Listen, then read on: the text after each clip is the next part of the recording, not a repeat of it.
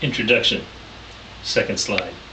Communication is the two-way process of reaching mutual understanding in which participants not only exchange information, news, ideas, and feelings, but also create and share meaning. In general, communication is a means of connecting people and places. Next slide. My name is Tom Riggs, and this is my interpersonal communication project for my Master's Human Services Counseling, HSCO 508 for Liberty University. I've been married for 38 years. My wife, Belinda, and I are officers, pastors in the Salvation Army, where we've been in ministry together for 34 years. We have 3 children and 9 grandchildren. Through our work with the Salvation Army, we are called upon to assist in a variety of emergencies as we try to help people cope with their life experiences. As they're able to share their story, it lessens their crisis experience. Next slide.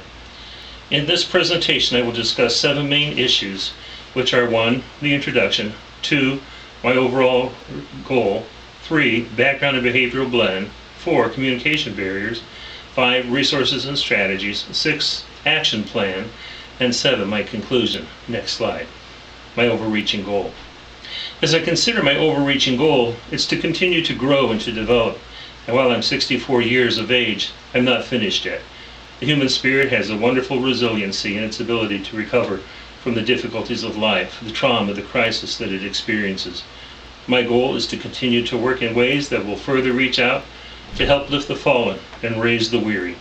As Galatians 6:2 reminds us, to bear one another's burdens and so fulfill the law of Christ.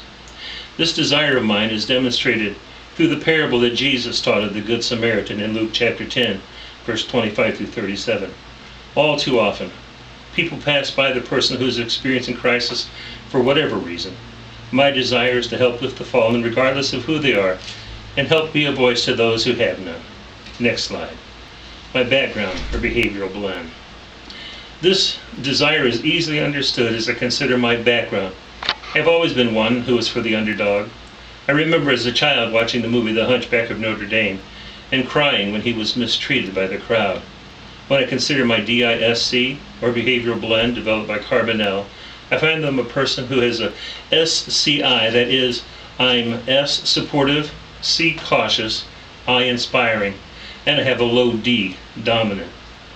That when I see someone who's experiencing some form of injustice, I become angry.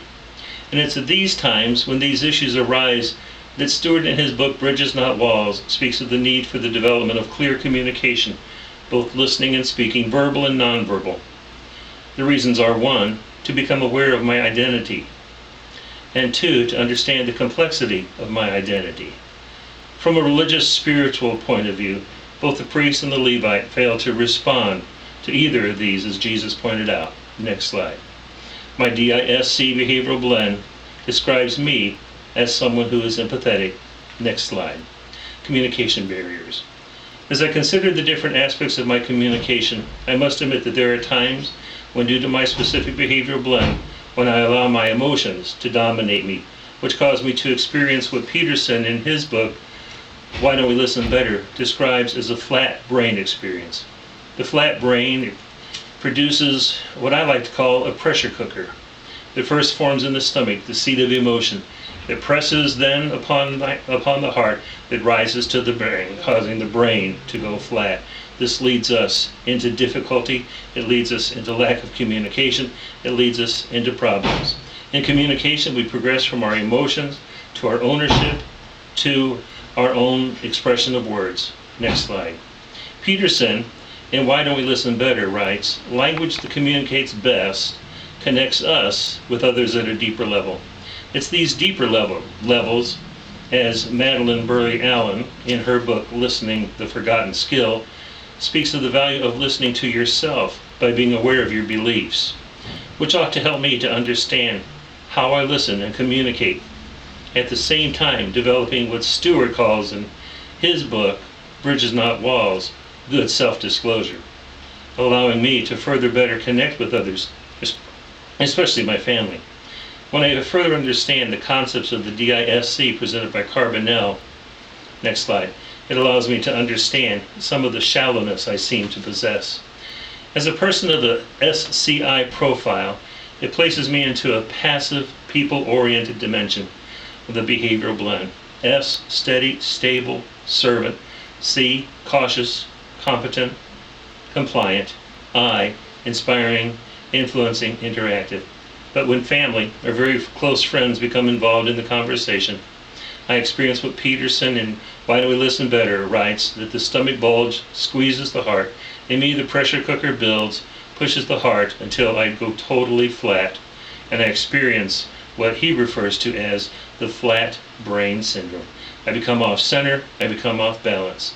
Peterson points out that the slump reduces our ability to function well. It also affects how we treat others. Once I become flat brain, I find communication difficult. Next slide, more barriers. Many of us as children played on a teeter-totter, what Peterson refers to as the EHJs of balanced communication. The E, emotion or stomach talk, the H, human or heart talk, and J, judgment. When I discover or become aware of the imbalance, I can correct it by the use of these other resources. Next slide. 4 basic goals of listening are designed: 1, to reduce emotional disturbance; 2, clarify thinking; 3, increase self-confidence; and 4, build supportive friendships. Peterson states, when you take time and listen to others, you will help them make this 4-way magic happen for them. Next slide. Peterson, in Why Don't We Listen Better, shares with us his TLC card, and he points out that through the use of this, we avoid arguing, disagreement, advising, and defending. Those get in the way of good listening. The use of the listener card demonstrates the use of what Stewart talks about in his book, Bridges Not Walls, as the inhaling and exhaling. To inhale is to listen. To exhale is to talk. By using the TLC card, provides ways to listen, to breathe in and out, producing better communication. Peterson also points out, as the listener, that I can be calm to hear. I don't own the problem. My goal is to provide safety, to understand, to clarify without arguing, disagreeing, or defending. The next step is to talk. I'm most bothered. I own the problem, and my goals are to then share my feelings, share my thoughts, without accusing. Next slide.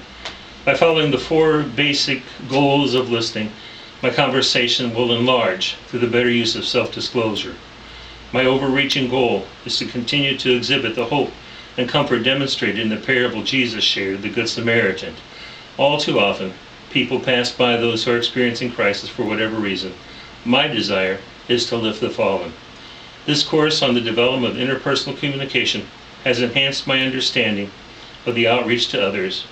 And through serving others, I am serving Christ. As Jesus pointed out in Matthew 25:40, when he said, And the king shall say unto them, Verily I say unto you, inasmuch as ye have done it unto one of the least of these my brethren, ye have done it unto me.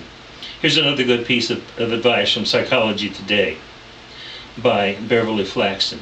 She writes, it's important to recognize that style differences do exist. Our tendency can be to think that everyone else thinks like us. We can become frustrated that we can't get through to one another, or when we feel misunderstood. Become more aware of our own preferred style. Watch the reactions of others to what you say and how you say it. And the more you notice, the more you'll become aware that it isn't really what you say, it's how you say it. This concludes my Interpersonal Communication Project, HSCO 508, Master's Human Services Counseling for Liberty University.